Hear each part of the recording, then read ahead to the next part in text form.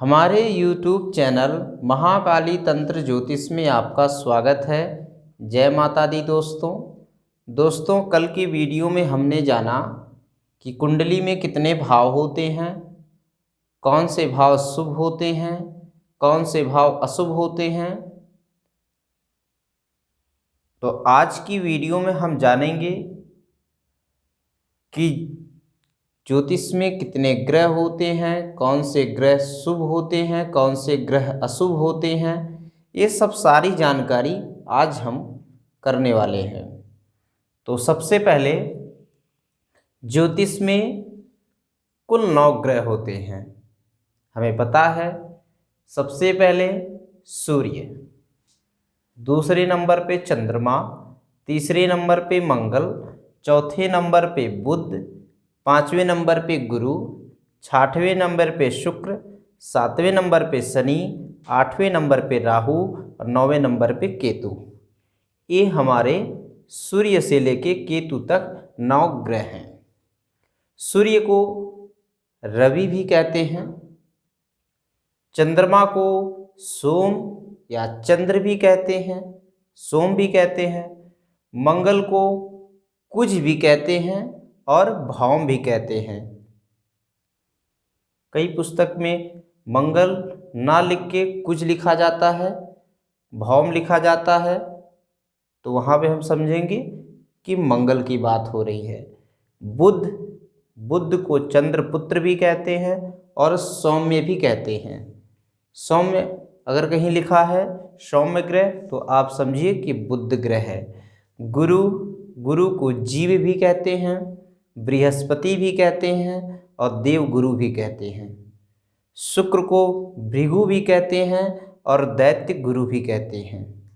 देवताओं के गुरु देवगुरु गुरु हैं, देवताओं के गुरु, और दैत्य के गुरु हैं शुक्र। भृगु भी कहते हैं शुक्र को। शनि को सूर्यपुत्र भी कहते हैं, राहु को छाया ग्रह कहते हैं और केतु को छाया ग्रह कहते हैं। इस प्रकार सूर्य से लेके केतु तक प्रत्येक ग्रह का पर्यायवाची शब्द भी हमें जाननी जरूरी है। आगे बढ़ते हैं। प्रत्येक ग्रह के गुण के स्वरूप के आधार पर 3 भागों में विभाजित किया गया है। कहने का मतलब कि ग्रह के गुण स्वरूप के आधार पर 3 भागों में बांटा गया है। पहला पुरुष ग्रह, दूसरा स्त्री ग्रह, तीसरा नपुंसक ग्रह। ये 3 भाग हैं ग्रह के। पुरुष ग्रह में कौन कौन से ग्रह आते हैं? सूर्य, मंगल, राहु और केतु। ये 4 ग्रह पुरुष ग्रह कहे गए हैं। अर्थात कहने का मतलब है कि ये 4 ग्रह के अंदर पुरुष वाले गुण होंगे, पुरुषोचित वाले गुण ग्रह हैं, इनके अंदर पुरुष के गुण होंगे। स्त्री ग्रह शुक्र और चंद्रमा स्त्री वाले गुण हैं, इनके अंदर स्त्रियोचित गुण होंगे। नपुंसक ग्रह बुध और शनि, बुध शनि को नपुंसक ग्रह माना गया है, इनके अंदर नपुंसक के गुण पाए जाएंगे। आगे बढ़ते हैं। नैसर्गिक रूप से कौन से ग्रह शुभ हैं, कौन से ग्रह अशुभ हैं।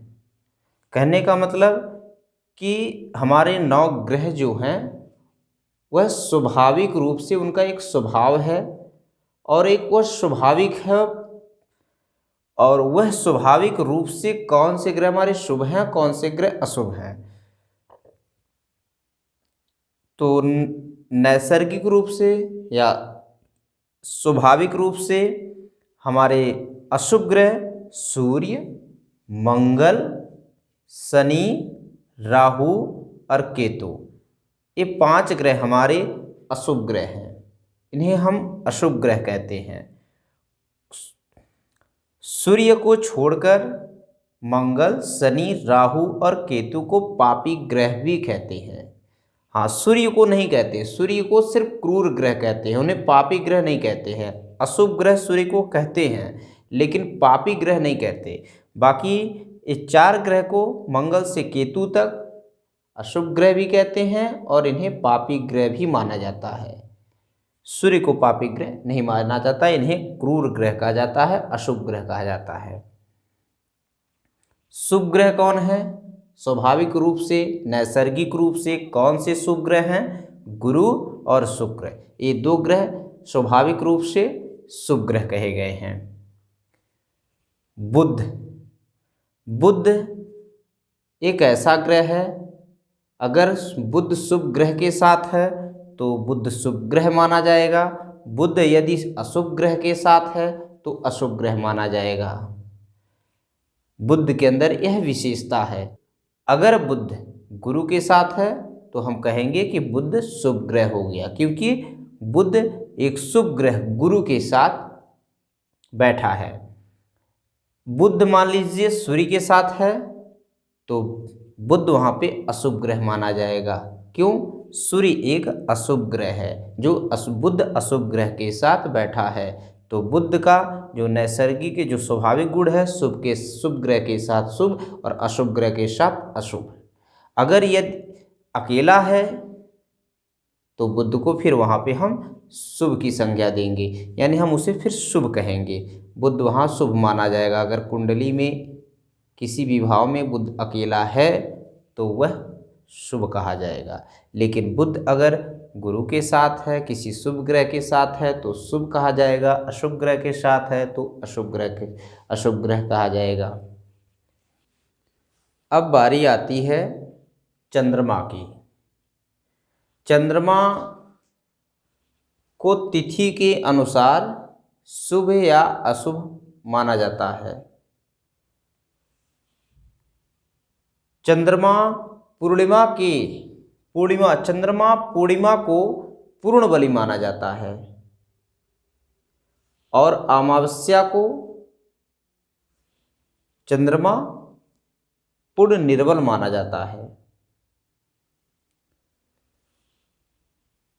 पूर्णिमा के अगर आसपास का जन्म है, करीब कम से कम 6 तिथि आगे, पूर्णिमा के 6 तिथि आगे और 6 तिथि पीछे, अगर चंद्रमा पूर्णिमा के 6 तिथि पीछे और 6 तिथि आगे, यानी कहने का मतलब कि शुक्ल पक्ष की 9वीं तिथि से प्रारंभ कृष्ण पक्ष की षष्ठी तिथि तक अगर चंद्रमा है तो वहाँ पे चंद्रमा को हम शुभ कहेंगे।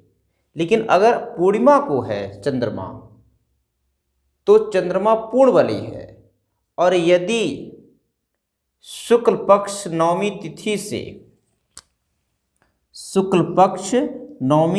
से कृष्ण पक्ष की षष्ठी तिथि तक अगर चंद्रमा है तो हम चंद्रमा को शुभ कहेंगे। अर्थात कहने का मतलब यह है कि यदि किसी जातक का जन्म शुक्ल पक्ष 9वीं तिथि से लेकर के कृष्ण पक्ष षष्ठी तिथि तक अगर जन्म हुआ है तो उसकी कुंडली में चंद्रमा शुभ माना जाएगा।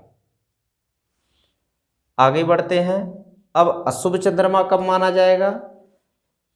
अमावस्या के 6 तिथि पीछे और अमावस्या के 6 तिथि आगे अगर किसी जातक का जन्म होता है तो वहाँ पे वह चंद्रमा निर्बल कहा जाएगा, लेकिन अमावस्या को पूर्ण निर्बल होगा वह चंद्रमा।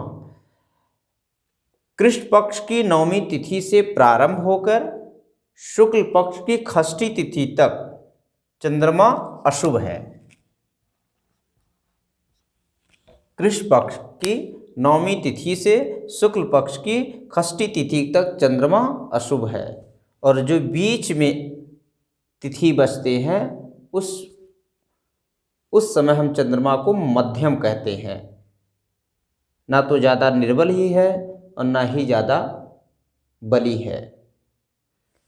तो चंद्रमा को अशुभ और शुभ हम कैसे जानेंगे? अगर किसी भी जातक का जन्म शुक्ल पक्ष 9वीं तिथि से लेकर कृष्ण पक्ष की षष्ठी तिथि तक है जन्म, तो वह उसकी कुंडली में चंद्रमा शुभ होगा। अगर किसी जातक का जन्म कृष्ण पक्ष की नवमी तिथि से शुक्ल पक्ष की षष्ठी तिथि तक चंद्रमा है या जन्म है तो चंद्रमा उसकी कुंडली में अशुभ कहा जाएगा। दोस्तों आज की वीडियो में इतना ही। अगर हमारी वीडियो आपको पसंद लगे तो हमारी वीडियो को लाइक करिए, चैनल को सब्सक्राइब करिए और बेल आइकन को ज़रूर दबाइए और वीडियो को हमारे शेयर भी करिए। और हमारे जो भी कुछ हमारी वीडियो में कुछ कमियां रह गई हैं तो हमारे कमेंट बॉक्स में जाकर के कमेंट कर सकते हैं ताकि मैं उसे आगे से सुधारने का प्रयास करूं। और आप लोग का सहयोग हमारे साथ ऐसे देते रहें। आप लोगों का बहुत बहुत धन्यवाद दोस्तों।